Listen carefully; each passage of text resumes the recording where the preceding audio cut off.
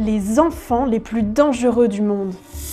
Nous sommes en Angleterre en 1993. James Bulger, un garçonnet de 2 ans et demi, accompagne sa mère au centre commercial de Merseyside, un quartier en banlieue de Liverpool. Alors qu'elle passe commande à la boucherie, le petit James disparaît.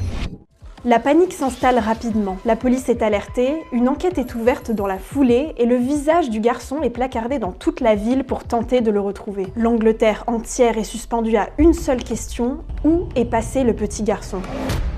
Quand les enquêteurs parviennent à récupérer les images des caméras de vidéosurveillance, la découverte qu'ils font est saisissante. Sur les vidéos, James est aperçu marchant main dans la main avec 2 jeunes garçons, John Venables et Robert Thompson, tous 2 âgés de seulement 11 ans.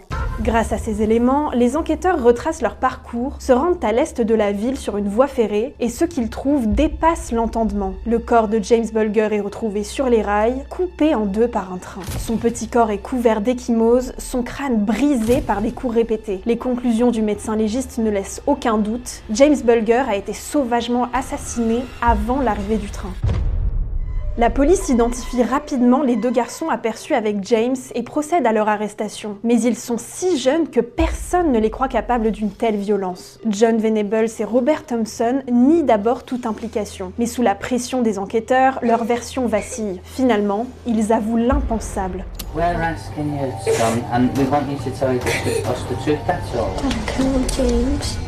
John et Robert racontent aux enquêteurs qu'ils ne sont pas allés à l'école ce matin-là, qu'ils se sont rendus au centre commercial de Merseyside et ont volé de la peinture et des piles avant de repérer le petit James seul et vulnérable. Après avoir décidé de le kidnapper, ils l'ont attiré hors du centre commercial, l'entraînant jusqu'à une voie ferrée déserte. Là-bas, ils lui jettent de la peinture dans les yeux, le déshabillent et le frappent avec ce qu'ils trouvent sur place, des briques et une barre de fer. Les détails sont insoutenables.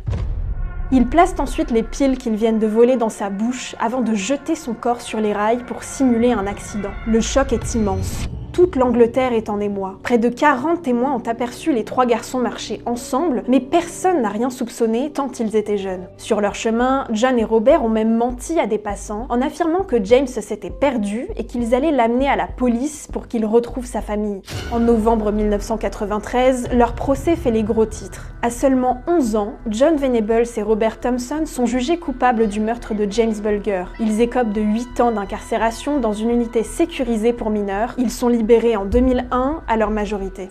Leur libération soulève une vive controverse. Alors pour les protéger, les autorités leur accordent une nouvelle identité à leur sortie de prison. Depuis, les 2 garçons ont suivi des chemins très différents. Robert Thompson a disparu des radars, mais John Venables a refait parler de lui à plusieurs reprises, en 2010, puis en 2017, lorsqu'il est arrêté pour possession d'images pédopornographiques. Et aujourd'hui, il est toujours incarcéré. Plus de 30 ans après, ce crime continue de hanter l'Angleterre. Un rappel glaçant que même les enfants peuvent être à l'origine d'actes monstrueux et cruels.